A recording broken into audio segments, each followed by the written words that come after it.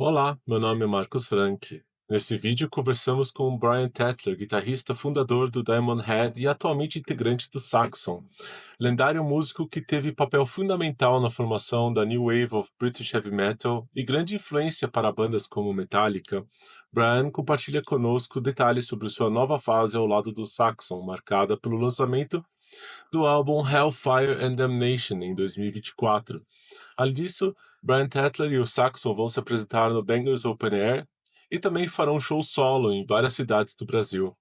Ele comenta sobre essa turnê especial e ainda fala sobre sua constante busca por aprendizado e evolução musical, mesmo após já ter conquistado um verdadeiro status de lenda das guitarras.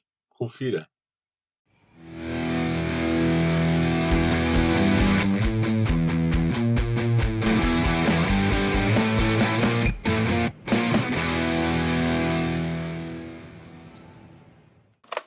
First of all, thank you for doing this interview. Welcome. And the first question I have is about Saxon, of course. How was it like being part of the recordings of this new album called Hellfire and Damnation? How was it? I mean, I was very flattered to be asked. So not long after I joined in March 2023, I received a call from Biff, who just said, we are working on a new album. If you've got any ideas, send them over, which I did. I sent him a load of ideas that I'd been working on, especially, during lockdown where Diamond hadn't played for like 18 months or something. So I decided I might as well try and do some writing, and I tried to do a little bit every day. But yeah, so I sent them over to Biff, and I didn't expect to be involved in the writing so soon, really. But I was busy learning, the live set. I'd been sent a copy of the set list, and I was busy learning a load of songs. I learned about 29 at first, I think. And so anyway, so that next thing was Biff liked some of the songs, and we got together. I went up to York, and we worked on the songs together, and then eventually, played them with the band, with Nigel and Nibs and Doug, and they sounded great. So it was really nice to be part of the album to that degree, where I was involved in the writing. And it is amazing that you are 64, right? 64. In fact, I'll be 65 on the 25th of April. So a couple of weeks. Well, it's pretty close. Very close. and you are still learning songs. Yep. How is it like to be an old, young guitarist? Because you're still learning. Yeah, I think I'll probably always keep learning. Every now and again, I have to learn more material. And earlier in the year, I had to learn all the Wheels of Steel album, because I'd learned the big ones, like 747, Wheels of Steel, Motorcycle Man. But then I had to learn the other 6 songs for the album. So I learned all those. And occasionally Biff will throw in a song off one of the back catalogue for me to learn. So yeah, it does feel like it's probably very good for my brain to not, turn into mush and just keep learning new things. They say, new skills and keep your brain active, don't they, as you get older. So it's probably good discipline for me. And so I've been learning, all the time, really. And I think I'm fairly quick at learning. And of course, when you do a new album, you have to learn new songs. And Saxon do a lot. We do a lot of records, and there's a lot of gigs. So Saxon's done 24 albums, studio albums. So that's a lot of material, isn't it, to learn and to write. Incredible amount. It is amazing that you keep your head that active, even though you could live doing only Diamond Head sets your life long and being like a reference that you are. It is kind of humble from your part doing Saxon songs, and even though you should like live from Diamond Head, you're still doing new stuff. How is this like experience for you, doing new stuff for Saxon, even though you are keeping Diamond Head on a hold? I like playing with Saxon. I thought it was a fantastic opportunity, and when they offered it to me, I snatched at it. I just thought it's a brilliant, step up for me. I used to think maybe a bigger band would offer me a break at some point, and it took till 2 years ago for that to actually happen. But it feels with Diamond Head, it feels like I've been doing Diamond Head all my life almost. I've been doing it for almost 50 years because the band started in 1976, and of course I'm the only original member now.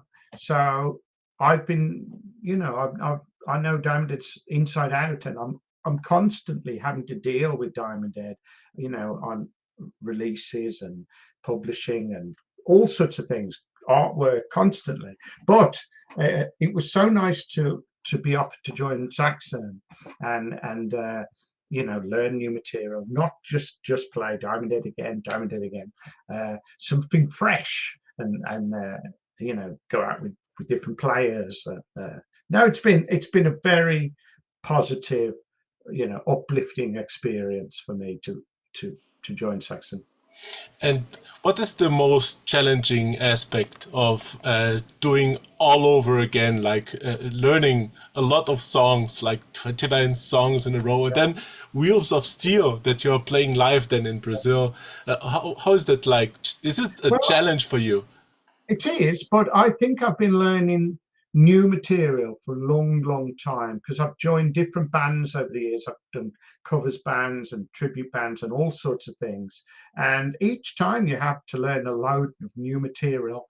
And I taught guitar for 10 years, so I'd have to keep learning songs that the students would want to hear. They'd want to learn Beatles songs or Muse or Oasis or, anything. And so I think it's been very good for me to not just be stuck in a rut of just playing Diamond Head, but to be playing all kinds of different styles.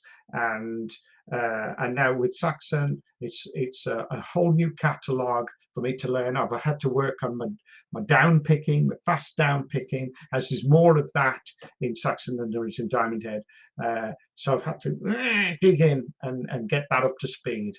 Like James Hetfield is the master of down picking, and I've been trying to do some of that. Do you think that is why he chose "I Am Evil" to cover? Uh, maybe. Well, though I'd say it myself, it's a good song. So I mean, I've been listening to that song since 1979, and I think it's a good song.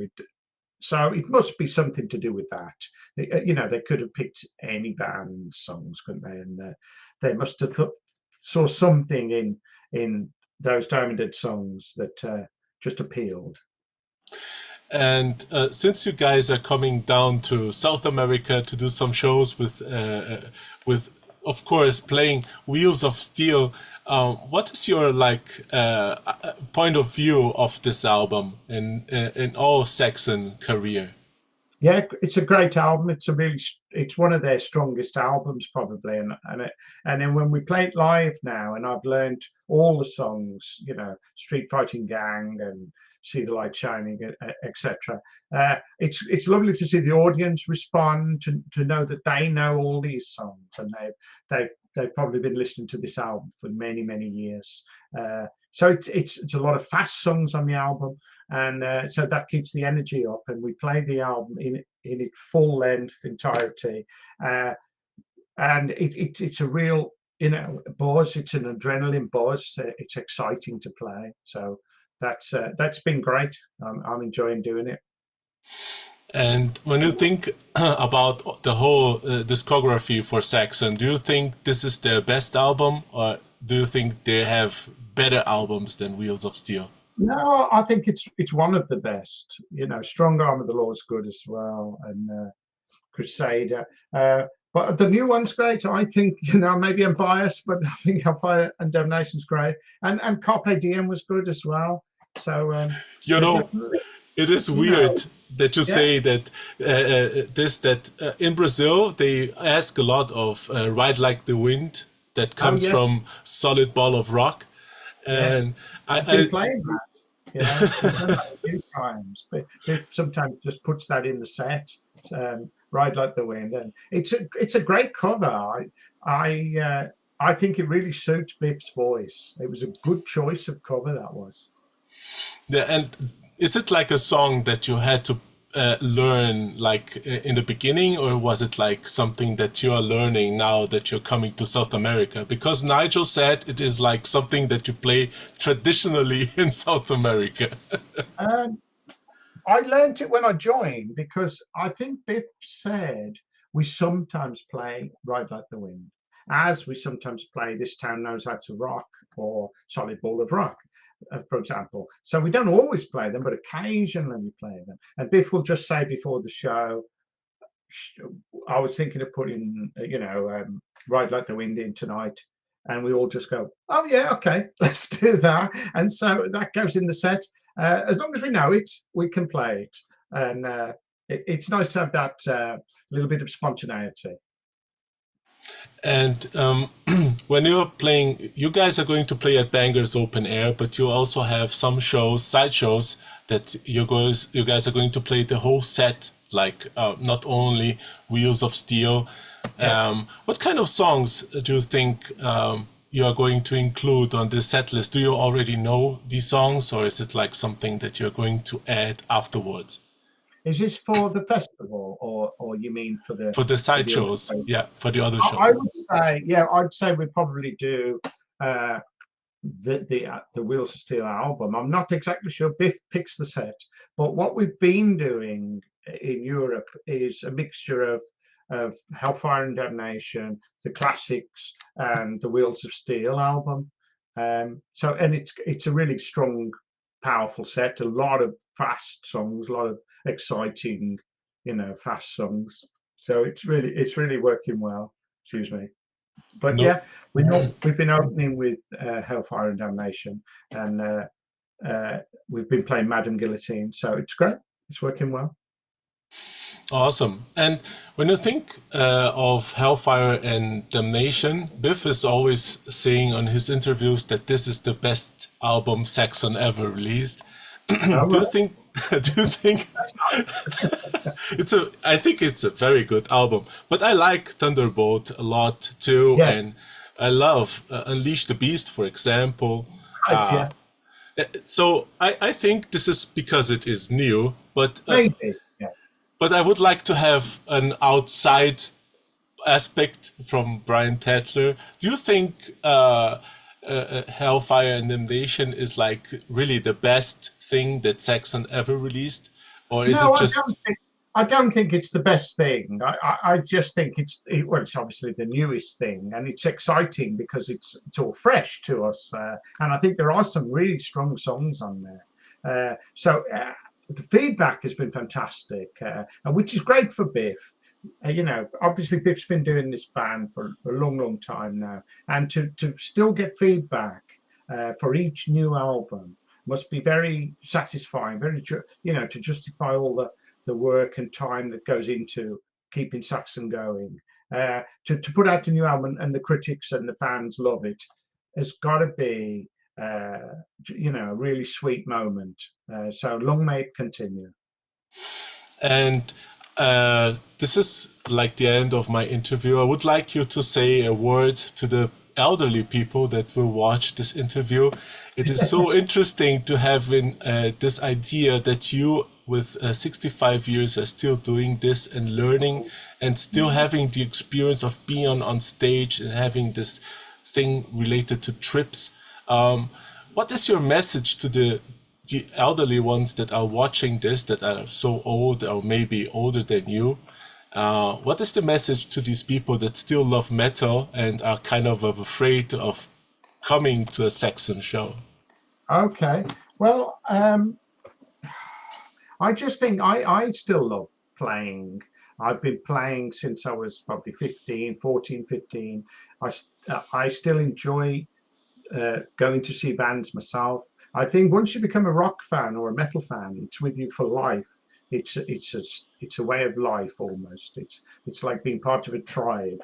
So I think you'll always get a good energy from going to see live music and live bands, especially if you like the band and you've maybe got their albums. You know, there's lots of bands that you've got an AC/DC t-shirt on now, haven't you? And they've got to be one of the greatest live bands of all time. And I've seen AC/DC maybe 10 times, and it's always, exceptional. But, some of the Saxon fans are so loyal. We see them night after night. And um, just come along and soak it up and enjoy the moment. And Saxon, I would imagine, would just keep going until, ill health or something stops the train rolling. But we all enjoy it so much. I think we all just want to keep going. Thank you so much, Brian, for your words, encouragement, and of course, keep on metal. Thank you so much, Brian. Thank you. Bye Bye. bye.